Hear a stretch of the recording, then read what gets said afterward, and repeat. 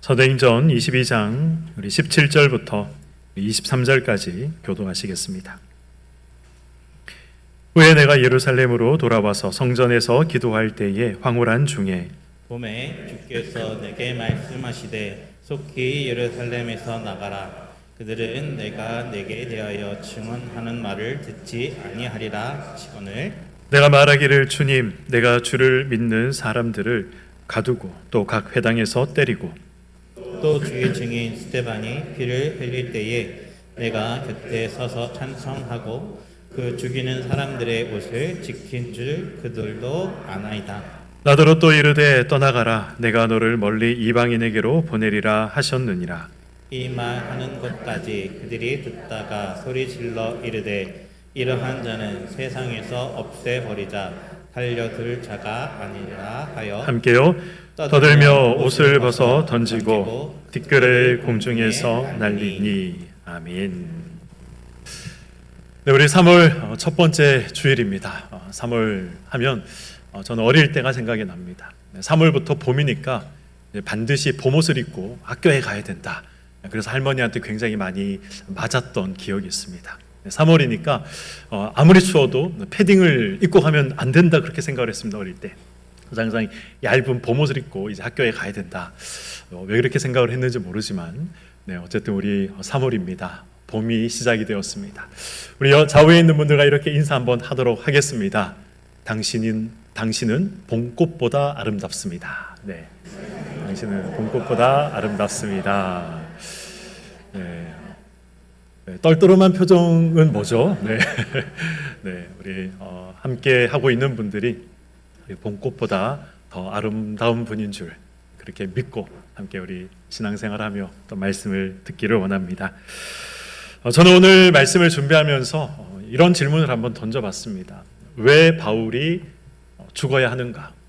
왜 바울이 사람들에게 비난받아야 하는가? 조금은 우리가 생각하지 않을 수도 있는, 그리고 또 뭐 이 질문에 대해서 우리는 답을 다 알고 있다라고 생각할 수 있는 그런 질문들을 저는 오늘 말씀을 준비하면서 다시 한번 던져봤습니다. 과연 이 바울이 정말 죽을 죄인인가? 정말 그렇게 큰 잘못을 했는가? 여러분들은 어떻습니까? 우리 신약을 읽어보시면 특별히 이제 사람들에게 많은 핍박을 받았던 그러한 인물들이 등장을 합니다. 가장 대표적인 인물 바로 우리 예수님 아니겠습니까? 바리새인들과 서기관들과 대제사장들이 왜 그렇게 예수님을 죽이려고 했는가? 유대인들은 왜 지금 이 바울을 죽이려고 하는가? 이런 의문들 한번 가져보신 적 있으신지 모르겠습니다. 요한복음 10장 30절을 보시면 예수님은 나와 아버지는 하나다. 이렇게 이제 예수님께서 말씀을 하십니다. 이 말을 듣고 있던 유대인들이 이것은 신성모독이다 라고 이제 이야기를 하죠. 그래서 이 유대인들 아버지와 나는 하나다, 이건 신성모독이라고 생각해서 그래서 유대인들은 예수님을 돌로 쳐 죽이고자 했습니다. 유대인들이 예수님을 증오하고 죽이려고 했던 이유, 성경에서 예수님이 신성모독을 했기 때문이다 라고 사람들이 생각을 하니까 우리는 그런가 보다 또 그렇게 생각할 수 있습니다. 그래서 유대인들이 왜 예수님을 죽이고자 했는가라는 이 질문에 예수님이 신성모독을 했다고 유대인들이 생각했기 때문에 그들이 예수님을 죽이려고 했다, 이렇게 쉽게 답을 할 수가 있습니다. 그러나 유대인들이 왜 바울을 죽이려고 했는가, 이 질문에는 합당한 답을 찾기가 저는 쉽지 않다라고 생각을 합니다. 여러분들은 유대인들이 왜 바울을 죽이고자 했는가, 이 질문에 명확한 답을 하실 수 있으십니까? 물론 바울이 이 모세의 율법을 무시했다, 바울이 할례를 받지 않아도 된다라고 말했다, 이런 이제 유대인들의 주장 때문에, 그리고 거짓 주장들이 소문이 나서 이 유대인들이 바울을 죽이고자 한 것으로 우리는 알고 있습니다. 그러나 바울은 사실 율법과 할례를 무시한 적이 없죠. 바울은 자기가 디모데에게 스스로 할례를 행했습니다. 바울은 정결 예식을 지키기 위해서 이 예루살렘 성전에 들어가서 7일 동안 이 정결 예식을 치르지 않습니까? 그리고 이 비용, 이 자기의 비용, 정결 예식에 드는 비용뿐만 아니라 다른 사람의 정결 예식의 비용까지도 바울이 다 지불하는 것을 우리는 성경을 통해서 확인할 수 있습니다. 오늘 본문 22절을 보시면 이렇게 기록이 되어 있습니다. 이 말하는 것이 무엇일까요? 유대인들을 향해서 지금 사도 바울이 자신을 변론하고 있는 말들, 그것을 말하는 것이죠. 이 말하는 것까지 그들이 듣다가, 여기서 말하는 그들은 누구입니까? 지금 이 바울을 쫓아와서 그를 죽이자라고 외쳤던 이 성난 유대 군중들을 이야기하는 것이죠. 이 바울을 죽이고자 하는 이 유대인들이 지금 소리 질러 이르되 이러한 자는 세상에서 없애버리자, 살려둘 자가 아니다 라고 지금 이야기하고 있습니다. 우리는 어떤 장면을 계속 살펴보고 있습니까? 바울의 자기 변론을 살펴보고 있습니다. 이 바울의 변론의 내용들, 핵심적인 내용들이 무엇입니까?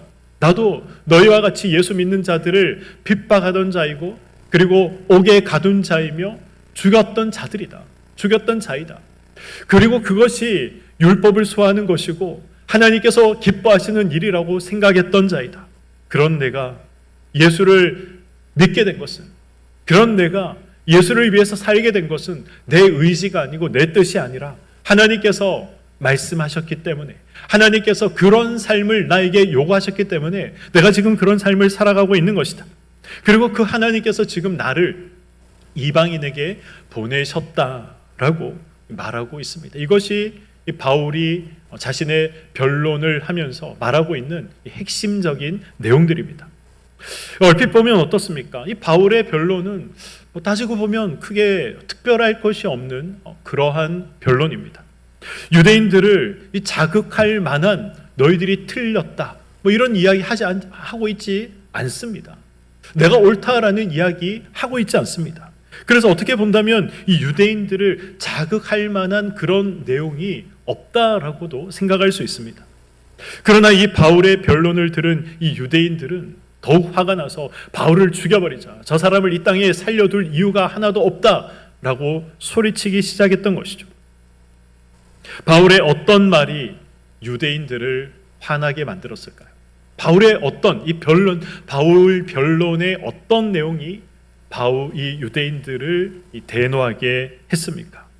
본문 21절의 말씀을 보겠습니다. 나더러 또 이르시되 떠나가라, 내가 너를 멀리 누구에게 보낸다라고 말씀하십니까? 이방인에게 보내리라. 하나님께서 이렇게 말씀하셨다는 것이죠. 내가 너를 이방인에게 보낸다라고 하나님이 나에게 말씀하셨다라는 사실을 지금 유대인들에게 이야기하고 있는 것입니다.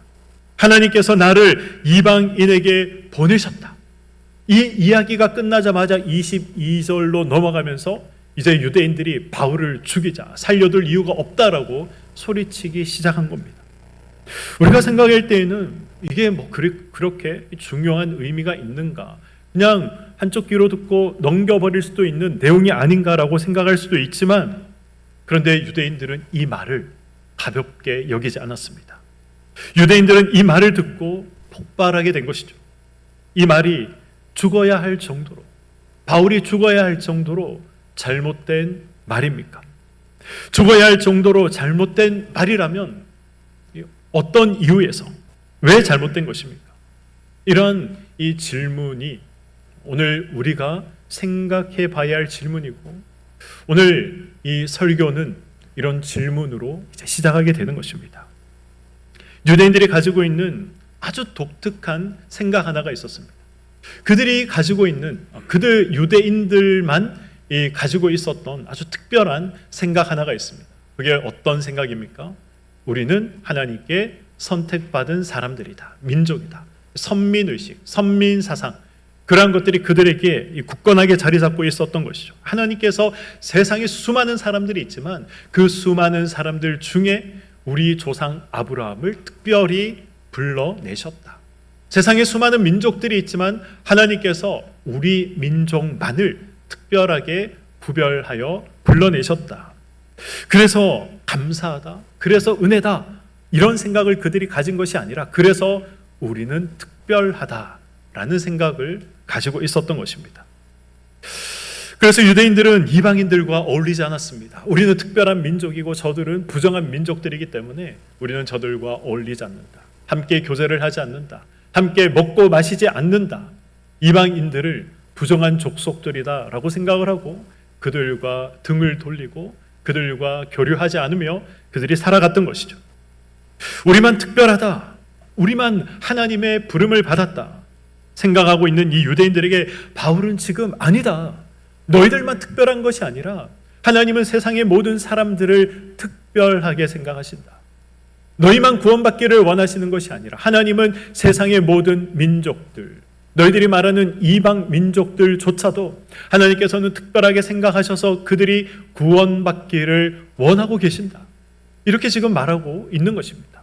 아니, 이 말을 들은 유대인들이 충격을 받을 수밖에 없는 것이죠. 우리만 특별하다라고 생각을 했는데 바울이 나타나서 아니다. 하나님께서는 이방에 나를 보내셨다.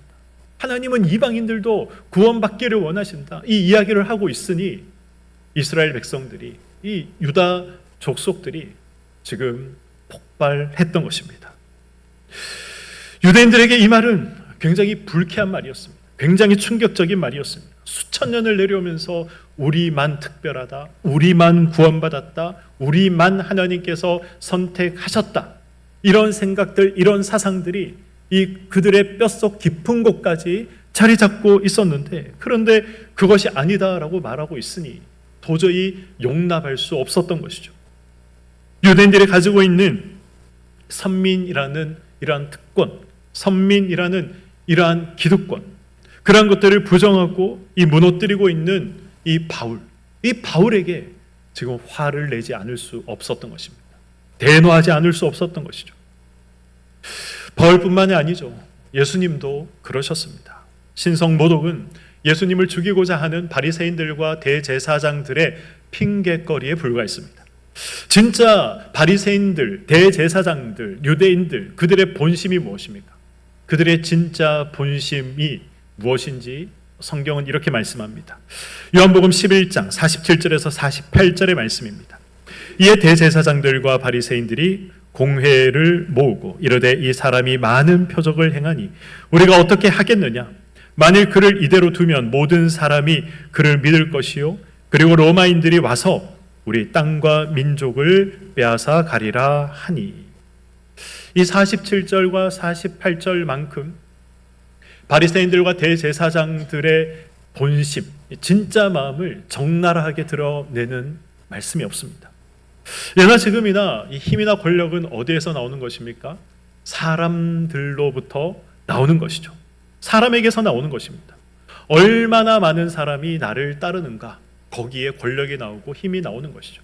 얼마나 많은 사람들에게 내 말이 먹혀 들어가는가, 거기에서 힘이 나오는 것이고 권력이 나오는 것입니다. 그런 차원에서 본다면 지금 이 대제사장들과 바리새인들의 발등에는 불이 떨어졌습니다. 그들은 유대인들의 지도자로 군림하면서 잘 먹고 잘 살았습니다. 특별한 대우를 받으며 특별한 존중과 또 존경을 받으며 그들은 살아왔었습니다. 그런데 지금 예수님에게 사람들이 몰리기 시작합니다. 자신들에게 오는 것이 아니라 지금 예수님에게 몰려가서 예수님의 말씀을 듣고 있는 것이죠. 자신들의 말이 아니라 사람들이 지금 예수라는 사람의 말에 집중하고 있고 예수라는 사람의 말에 관심을 가지고 있는 것입니다. 그래서 이 예수라는 자가 우리가 가지고 있는 권력, 우리가 가지고 있는 위치, 우리의 질서, 이러한 것들을 흔들어 놓고 있구나, 살려둬서는 안 되겠구나, 그런 생각을 했던 것입니다. 48절 하반절에 보시면 이 바리새인들과 대제사장들은 로마인들이 와서 우리 땅을, 민족을 빼앗아갈 것이다, 이런 이야기를 하고 있습니다. 우리 성도님들은 바리새인과 제사장들이 지금 이 로마인들이 와서 우리 땅과 민족을 빼앗아갈 것이다 라는 이 말을 듣고 어떤 생각, 어떤 마음이 드십니까? 예수를 추정하며 사람들이 몰려들면 분명히 로마인들이 좋지 않게 여길 것이다. 예수가 이 사람들을 이 자신을 위한 세력화를 하고 그리고 로마의 반기를 들 것이라고 로마는 분명히 생각할 것이다. 그래서 로마가 군대를 파견하게 되면 우리가 어떻게 되겠는가? 그 로마 군인들의 이 발에 짓밟혀 우리가 살아가고 있는 이 삶의 터전들이 황폐하게 될 것 아니냐? 이 민족을 위해서라도, 우리 나라를 위해서라도 예수라는 자는 막아야 된다. 이 이야기를 하고 있는 것입니다. 민족을 염려하고 나라의 앞날을 염려하는 말처럼 들리지만, 그러나 이 말은, 그들이 했던 이 말의 내심, 본심은 그것이 아니라는 것 우리가 잘 알고 있지 않습니까? 바리새인들과 이 제사장들의 진짜 속내가 무엇입니까? 예수가 우리 밥그릇을 위협하고 있다는 것입니다. 예수가 우리 위치, 예수가 우리 자리, 예수가 우리의 권력, 예수가 우리 권위를 지금 흔들어 놓고 있다라는 것이 바리새인들과 대제사장들의 본심이었습니다. 우리 밥그릇을 지켜야 하지 않겠는가? 노골적으로 이런 말을 할 수 없어서 지금 민족과 나라를 염려하는 척 하면서 자신들의 욕심을 채우고자 했던 것입니다. 결국 무엇입니까? 하나님의 말씀이 중요한 것이 아니라는 거죠. 내 자리가 중요하고 내 위치가 중요하고 내 권력이 더 중요하다라는 사실을 지금 성경은 바리새인들과 대제사장들을 통해 보여주고 있는 것입니다. 그래서 바리새인들과 대제사장들은 예수님을 십자가에 달아 죽였습니다. 마찬가지로 유대인들은 지금 동일한 이유로 바울을 비난하고 있고 동일한 이유로 바울을 죽이고자 합니다. 우리만 특별해야 하고 우리만 특권을 누려야 하고 우리만 구원받아야 한다. 그런데 지금 바울이 그것이 아니다. 하나님은 우리만 구원하시고자 하시는 것이 아니라 모든 이방의 민족들을 구원하시고자 하신다. 그래서 나를 그 땅에 보내시기로 나를 부르셨다. 이런 이야기를 하고 있으니 바울이 마음에 들 리가 없는 것이죠. 하나님이신 예수님이 인간의 몸을 입고 이 땅에 오셨음에도 불구하고, 그리고 바울이 하나님을 만나 하나님의 말씀을 증거하고 있음에도 불구하고 지금 유대인들은 자신들이 가지고 있는 이 어떤 자리, 위치, 이 기득권, 이런 것들을 내려놓을 마음이 조금도 없었던 것입니다. 유대인의 모습이, 바리새인의 모습이 나와 전혀 상관없다, 그렇게 생각하지 마시기 바랍니다. 이 모든 사건은 다 나와 연결되어 있습니다. 이 모든 사건은 다 우리 신앙과 연결되어 있습니다. 내가 지금 혹시 바리새인의 자리에 있지는 않은가?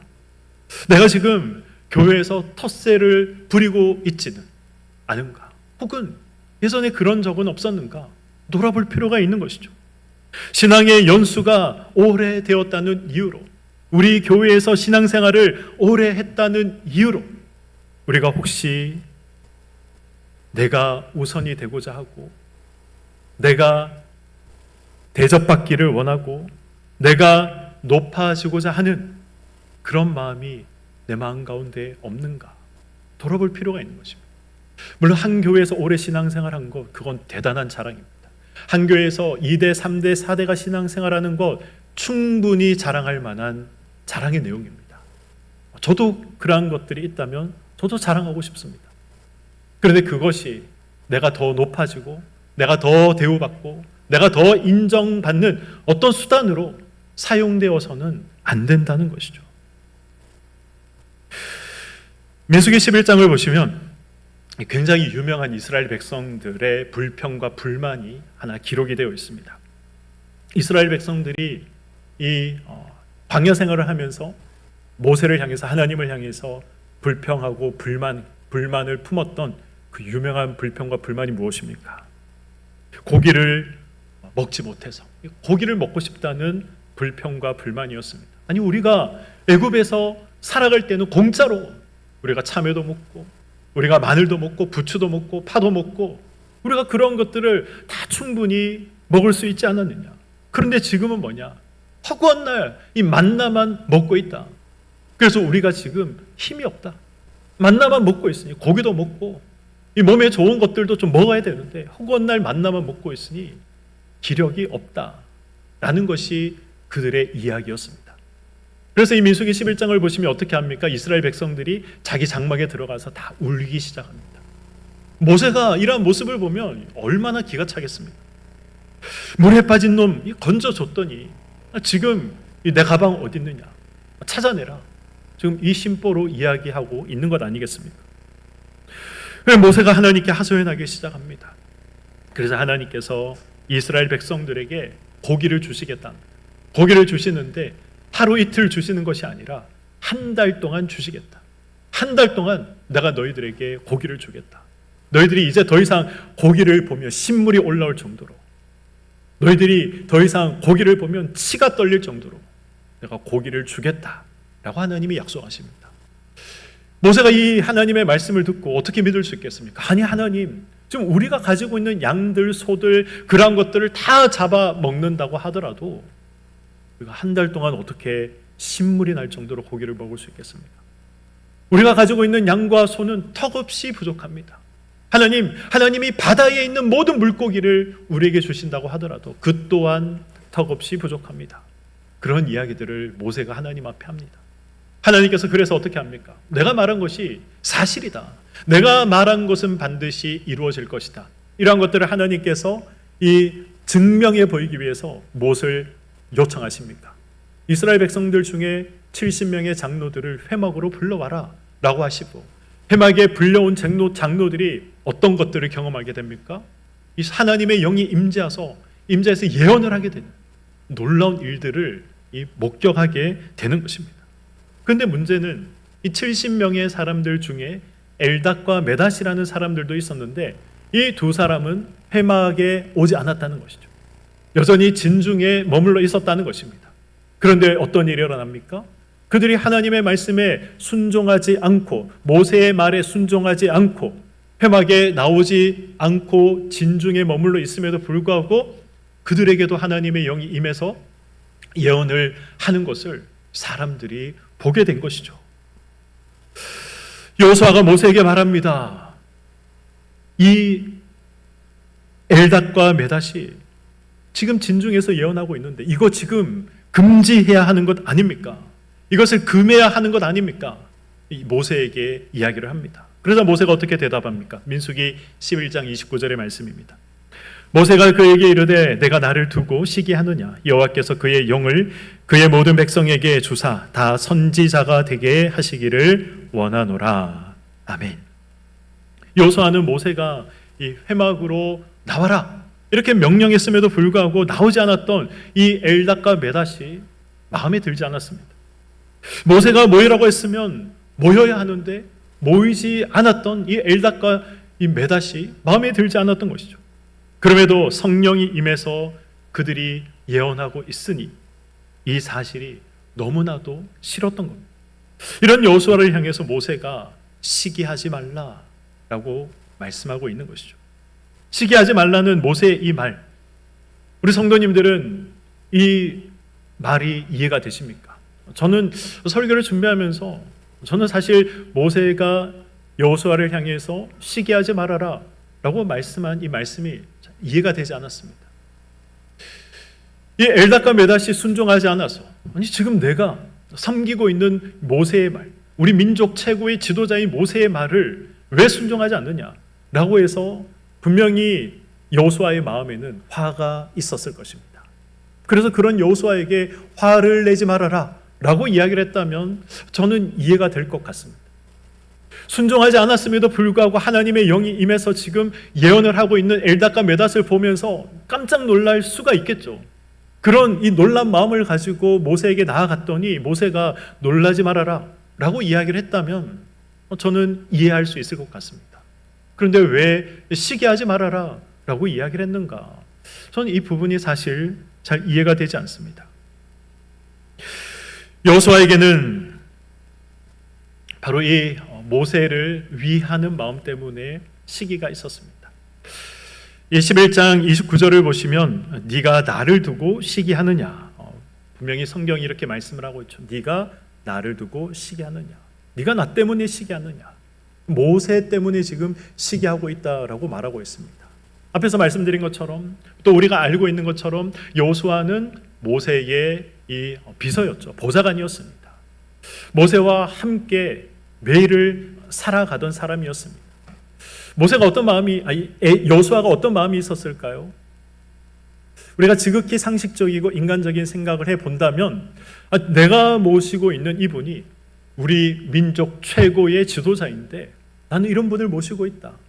이 모세의 후광을 입어서 살아가고자 하는, 이 모세의 라인에 서서 살아가고자 하는 그런 마음들이 여호수아에게 있지 않았을까요? 그래서 이 하나님의 특별한 은혜를 받고 특별한 은사를 받아서 특별한 이적을 경험하고 체험하는 것은 모세에게만 일어나야 하는 것이지, 지금 이스라엘 백성들에게 이런 일들이 일어난다면 누가 모세의 말을 믿겠습니까? 누가 모세의 영적인 권위에 무게를 두고 모세를 따라가겠습니까? 너도 나도 다 예언을 하고 너도 나도 다 기적을 행한다면 모세의 어떤 이 지도자적인 권리에 대해서 누가 머리를 숙이겠습니까? 그런 차원에서 지금 여호수아는 시기하고 있었던 것입니다. 아니, 모세에게만, 내가 지금 섬기는 우리 지도자에게만 이런 놀라운 일들이 일어나야 하는데 지금 이런 일들이 다른 사람들에게도 일어나고 있으니 그가 시기할 수밖에 없었던 것입니다. 여호수아에게는 모세를 위하는 마음 때문에 생긴 이러한 시기뿐만 아니라 또 다른 시기의 마음도 있었습니다. 28절의 말씀입니다. 택한 자 중 한 사람 곧 모세를 섬기는 눈의 아들 여호수아가 말하여 이르되 내 주여 내 주 모세여 그들을 말리소서. 28절을 시작하면서 성경은 택한 자 중 한 사람이라는 표현을 하고 있습니다. 택한 자 중 한 사람. 이 원어적인 의미는 어린 시절부터, 아주 젊은 시절부터 모세를 섬기기 위해서 택함을 받은 사람이다, 이런 의미가 있습니다. 무슨 뜻입니까? 여호수아는 어릴 때부터 모세를 섬겼다는 것이죠. 아주 젊을 때부터 모세를 섬겼다는 것입니다. 그럼에도 불구하고 지금 하나님의 영이 임해서 다른 사람들이 예언을 하고 있는데 자기는 지금까지 어릴 때부터 모세를 섬기고 있지만 근데 그런 체험을 단 한 번도 해보지 못했던 것입니다.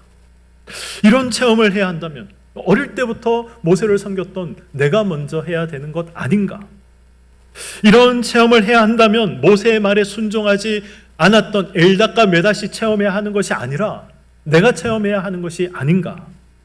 지금 이 말씀을, 성경은 여호수아가 어릴 때부터 모세를 섬겼다, 그것을 위해 선택되었다 라는 이 말씀을 지금 앞에서 하고 있는 것입니다. 쉽게 말하면 여호수아는 어려서부터 신앙생활 열심히 하고 어려서부터 교회를 열심히 섬겼던 그런 사람인 것이죠. 그런데 이제 막 신앙생활을 한 사람이 더 큰 은혜를 받고 더 많은 은사를 받는 것을 보면서 아니, 내가 더 열심히 섬겼고 내가 더 많이 봉사했는데 왜 나에게 이런 것이 임하지 않는가? 저 사람이 받은 저 은혜, 저 은사는 분명 가짜다, 거짓임이 틀림없다, 그렇게 생각하며 시기하는 것과 같은 모습이라는 것입니다. 신약에도 동일한 사건이 기록이 되어 있습니다.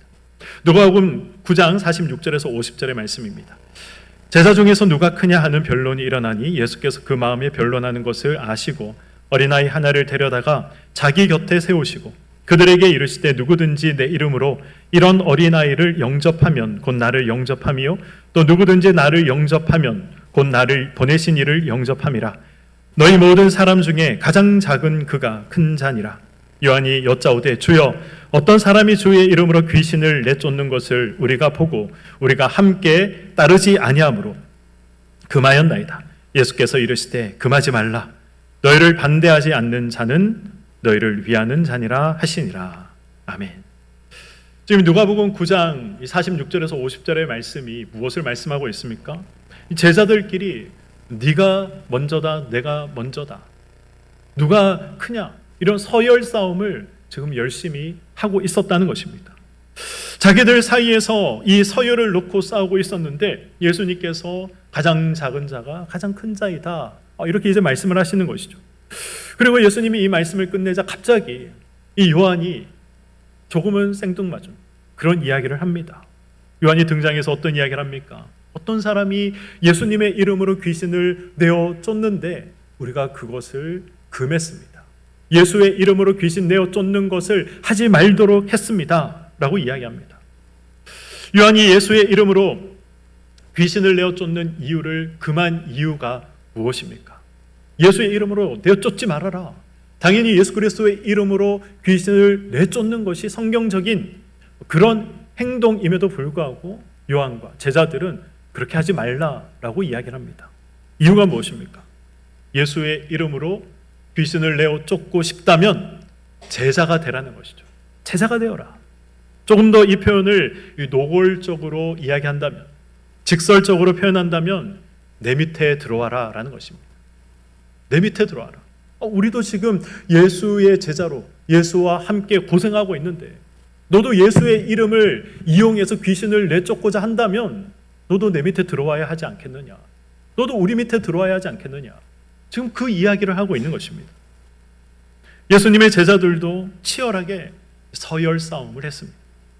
여호수아도 자기보다 전혀 나아 보이지 않는 그러한 사람들이 성령을 체험하고 경험하는 것에 시기하는 마음을 가졌습니다. 동일한 이유로 오늘 본문의 유대인들도 바울을 죽이고자 하는 것입니다. 유대인들은 하나님이 자신들만 부르셨다. 하나님이 자기 민족들만 구원하신다. 이런 생각을 했습니다. 그런데 바울이 아니다. 하나님은 모든 이방인들, 모든 이 땅에 살아가고 있는 사람들, 그들을 구원하시기를 원하신다. 그 일을 위해서 하나님은 나를 부르셨다. 이 말을 하고 있으니 유대인들의 마음이 굉장히 불편했던 것입니다. 폭발했던 것이죠.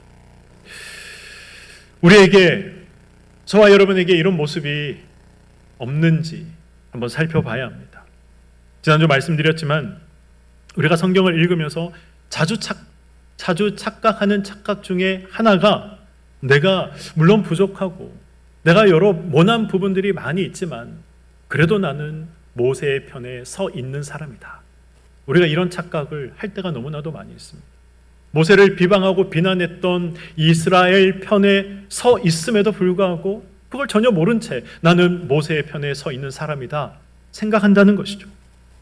나는 바울과 예수의 편에 서 있는 사람이지 예수를 향해서, 바울을 향해서 죽어라, 죽여라 소리쳤던 바리새인과 대제사장들과 유대인들의 편에 서 있는 사람이 아니다 라는 생각을, 착각을 우리가 하며 살아갈 때가 너무나도 많이 있는 것입니다.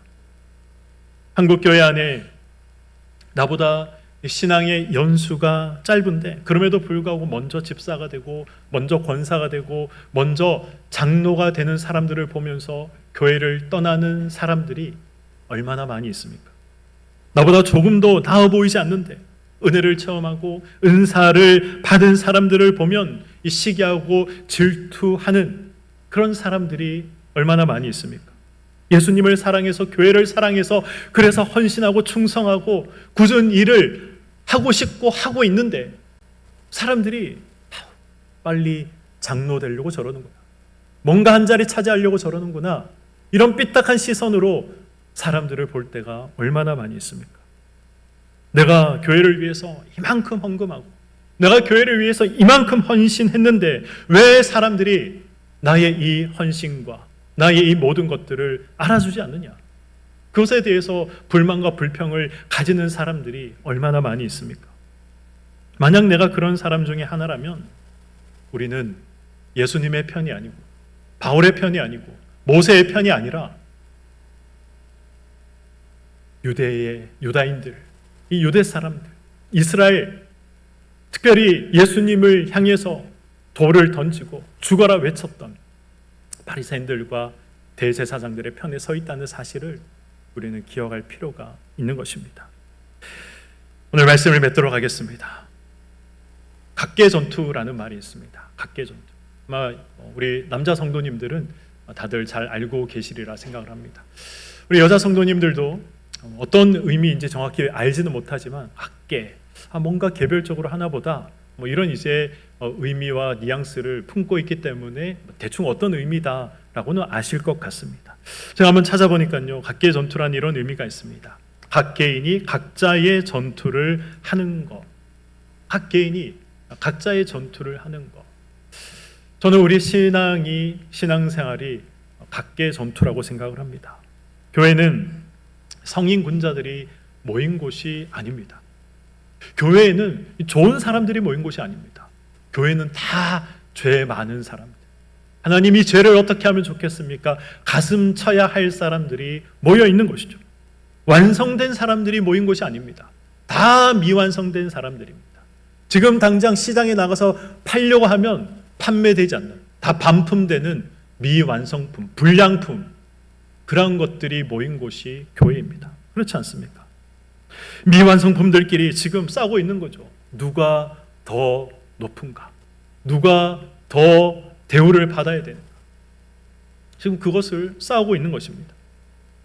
출애굽한 이스라엘의 시대부터, 아니 생각해 본다면 이스라엘 시대부터가 아니라, 출애굽 시대부터가 아니라 이미 이스라엘 백성들이 만들어지기 전부터 이 요셉이 어떻습니까? 이 형들의 시기를 받아서 형들이 나에게 저라는 그런 꿈을 꿨습니다 라고 했더니, 아니 우리가 왜 동생에게 절을 해야 되느냐, 그러한 이 시기의 마음 때문에 팔아버리지 않습니까? 왜 아버지는 동생을 더 사랑하느냐, 그런 시기의 마음 때문에 동생을 팔아버리지 않습니까? 그런 자리 싸움, 서열 싸움, 이런 이 권리 싸움이 예수님의 시대까지 이어져 왔던 것이고, 예수님의 제자들조차도 그런 싸움을 하고 있는 것입니다. 예수님의 제자들조차도 그런 싸움을 했다면 저와 여러분들도 충분히 이런 싸움을 하며 살아갈 수 있는 것입니다. 내 자리, 내 위치를 침해하고 또 인정해 주지 않는다고 해서 싸움이 있습니다. 그렇게 싸우는 사람들을 보면서 또 교회 안에 상처받고 교회가 외르네하고 교회를 떠나버리는 사람들도 있습니다. 신앙의 회의를 가지고 신앙생활을 하는 분들도 계십니다. 그러나 신앙생활이란 결국 무엇입니까? 하나님 앞에서 이 내가 평가받아야 하는 생활이라는 것입니다. 은밀히 보시는 하나님께서 모든 것들을 보고 계시고 모든 것들을 알고 계십니다. 그래서 사람들이 나를 몰라주는 것 때문에 너무 억울해하지 마시기 바랍니다. 나를 더 알아주고 인정해 달라고 또 싸우지도 마시기 바랍니다. 각자의 자리에서 각자의 전투를 하나님 앞에서 하며 살아가면 그것으로 충분한 것입니다. 우리는 반드시 하나님 앞에서 태어나서 하나님 앞에 서기 그 직전까지 우리는 우리의 모든 전 인생을 반드시 평가받아야 됩니다. 지난 시간 하나님께 좋은 평가를 받는 유일한 방법은 말씀에 장악되는 것이다 라고 말씀드렸습니다. 이 싸움을 우리 각자가 해야 하는 것이죠. 말씀에 장악되는 싸움을 우리 각자가 해야 되는 것입니다. 아니면 우리는 우리 밥그릇 싸움을 교회 내에서도 할 수밖에 없는 미련한 존재이고 연약한 존재입니다. 바리새인의 자리에 서지 않도록, 이스라엘과 유대인들의 자리에 서지 않도록 우리가 함께 겸손하기를 소망합니다. 사람을 우리가 보지 않고 하나님을 보며 신앙생활하기를 소망합니다. 이 사실을 기억하시고 사람이 아니라 하나님 앞에서 각자의 전투를 하시고 하나님 앞에서의 삶을 살아가시는 저와 여러분의 삶이 되시기를 주님의 이름으로 간절히 축원드립니다. 아멘.